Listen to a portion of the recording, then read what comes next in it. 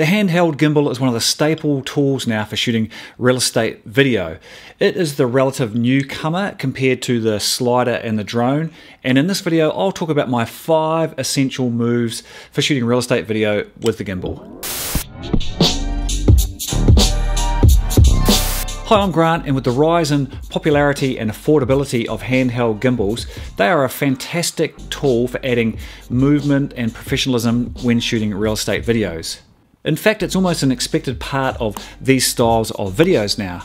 The gimbal, however, is one of those tools that they are fairly simple. They're fairly simple to operate and to turn on and to start shooting, but they can take a fair bit of getting used to. There is actually quite a learning curve in figuring out what movements and styles of shots work for shooting real estate video.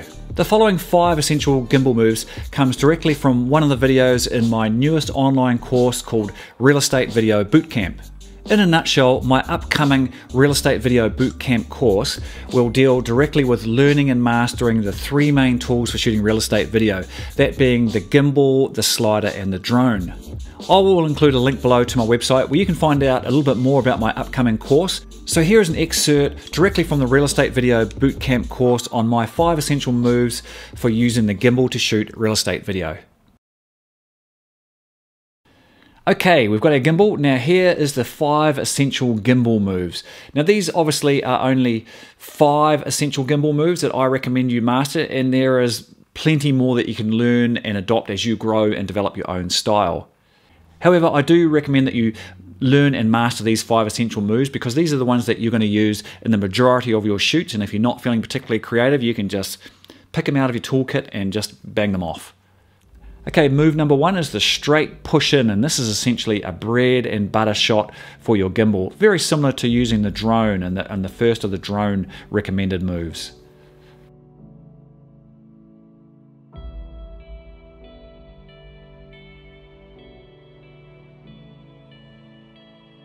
Now I haven't used this one that much, but this is essentially the next move is the pull out, which is the reverse of the push in, and it can be a great way to break up or add some variety to your shots as opposed to just being push in after push in after push in.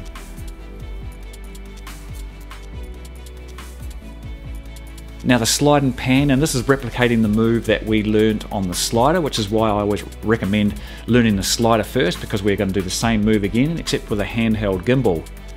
Now this can take a little bit of mastering because it's going to be dependent on the speed of your movement and your walking technique to how smooth it will be.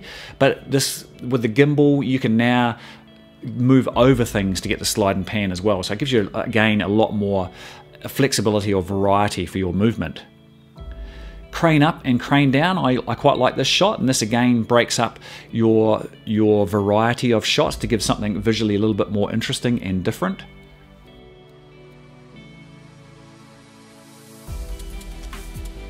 And the last of the 5 essential gimbal moves is the pan and crane. I quite like this move.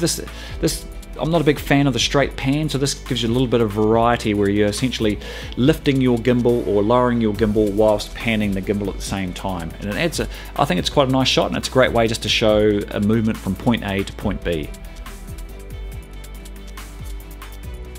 So again, master these shots, and then once you have these firmly entrenched in your toolkit, which you can pull out when you approach a shoot, then get fancy after that. You might invent something else. You might invent a sort of a move in and then a crane, or a move in and then a pan type thing. So master these basics first, and then go for gold in developing perhaps new shots and new styles, which you can show us and teach us all as a group by sharing it on the Facebook page.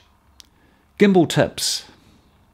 So here's my main tips for using a gimbal, and again, like the slider and the drone, go slow. Slow, steady movement is a much more cinematic shot than jerky or fast movement.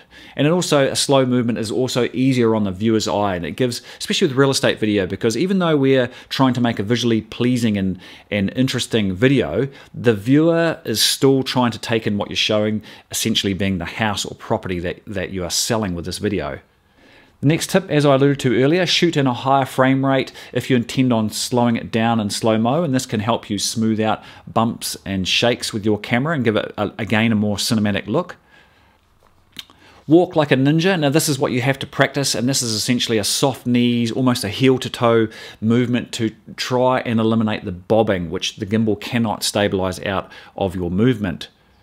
Here's a couple of shots of me doing my best to walk like a ninja.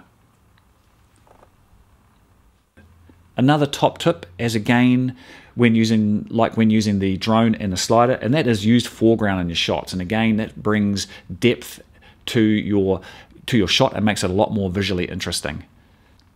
Keep your vertical straight. And last but not least, don't forget, if you've learnt and you have a slider, I still think slider is better for close-up details, because no matter how hard I've tried and how smooth and soft-kneed I've been when using my gimbal, if I'm trying to shoot a close-up detail, it is very hard, and I'm sure you'll soon discover, to shoot a close or tight detail shot with the gimbal. The slider is your friend for those shots. So those are my 5 essential moves, or the bread and butter moves for using the gimbal to shoot real estate video, and that's taken directly from the Real Estate Video Bootcamp course. If you'd like to watch an excerpt from the actual Real Estate Video Bootcamp course of me using the gimbal in the real world, follow the description below to my website there, and you'll see a link which tells you a little bit more about the course, and you can click through there and watch me using the gimbal in a real world shoot. These real world or behind the scenes videos are a large part of this Real Estate Video Bootcamp course, because in the past, a lot of feedback I've had from past courses that I've put out, people have really enjoyed and got a lot of value from seeing it being used out in the real world, and me sort of talking through what I'm doing and what I'm thinking and how I'm using the different tools. As always, I appreciate your time in watching the video. Make sure you subscribe to my channel if you aren't already, and I will see you in the next video.